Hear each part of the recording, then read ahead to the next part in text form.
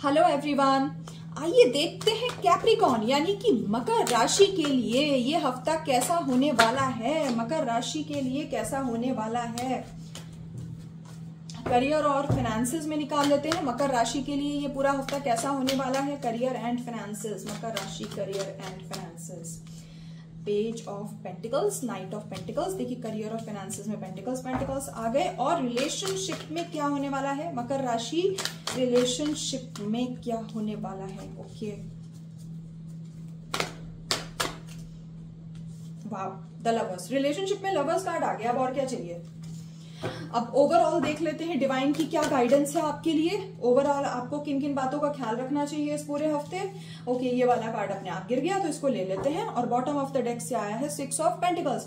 हो सकता है आपने अगर कहीं लोन के लिए अप्लाई किया हो या आपको कहीं से फाइनेंशियल हेल्प चाहिए तो वो हेल्प आपको मिल सकती है, ये एक बहुत अच्छी बात है। हो सकता है आपने अपने कार्य क्षेत्र में किसी नई चीज की शुरुआत की हो, या फिर आपने नौकरी नई ज्वाइन की है, या फिर हो सकता है कि आपने बिजनेस नया स्टार्ट किया है, या फिर अगर ऑलरेडी बिजनेस कर रहे हैं तो कुछ नया उसमें आप वेरिएशन लाना चाह रहे हैं, या फिर नौकरी में हो सकता है कि आपका प्रमोशन हो गया हो, कुछ तो नया हुआ है, या फिर कोई नई रिस्पॉन्सिबिलिटीज आपको दे दी गई हो, कुछ तो नया हुआ है। तो किसी नई चीज की शुरुआत आप कर सकते हैं फाइनेंसेस में और करियर में। फाइनेंसेस में अगर आप किसी चीज में इन्वेस्ट करना चाहते हैं तो आप कर सकते हैं। उसमें आपको तुरंत फटाफट से तो कोई अच्छा रिटर्न नहीं, लेकिन लॉन्ग टर्म के हिसाब से अगर आपने इन्वेस्टमेंट का मानस बनाया हुआ है तो आप इस हफ्ते उसको कर सकते हैं, प्रोसीड कर सकते हैं। आपको लॉन्ग टर्म में अच्छा रिटर्न मिलेगा और आपको किसी से फाइनेंशियल हेल्प भी मिल सकती है। और फाइनेंसेस में आपने बहुत दिन से पेशेंस भी रखा हुआ था, उस पेशेंस का भी रिवॉर्ड मिलेगा। और वैसे भी हम कहीं इन्वेस्ट करते हैं तो हमें पेशेंस तो रखना चाहिए, वो भले ही फाइनेंसेस हो या फिर रिलेशनशिप। तो लवर्स कार्ड और ये वाला 6 ऑफ कप्स आने का साफ साफ मतलब है कि पुराने सोलमेट के साथ रियूनियन होगा। अब या तो वो इस बर्थ में ही आपके एक्स रह चुके हो, उनके साथ आपका रियूनियन हो सकता है, जिनके साथ आपका बहुत दिन से नो कांटेक्ट चला हो, एक सिचुएशन ये भी हो सकती है।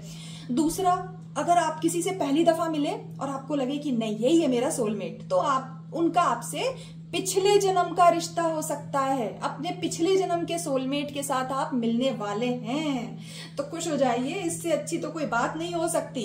तो आप प्यार के फील्ड में भी करेंगे एक नई शुरुआत। हालांकि नया प्यार थोड़ा सा आपको ओवरवेल्म कर सकता है, थोड़ा सा आपको लग सकता है कि हे भगवान क्या करूं, बहुत ज्यादा करना पड़ रहा है।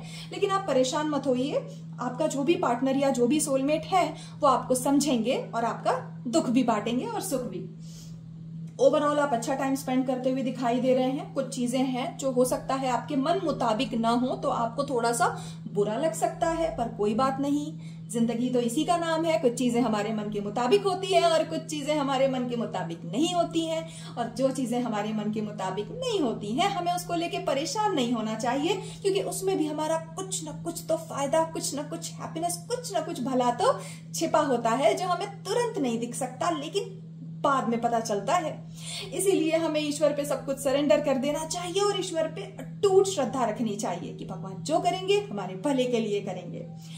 तो मकर राशि, ये था आपके लिए इस हफ्ते का प्रेडिक्शन। आशा करती हूँ आपको गाइडेंस मिली होगी। अपना रखिएगा ख्याल। Bye bye.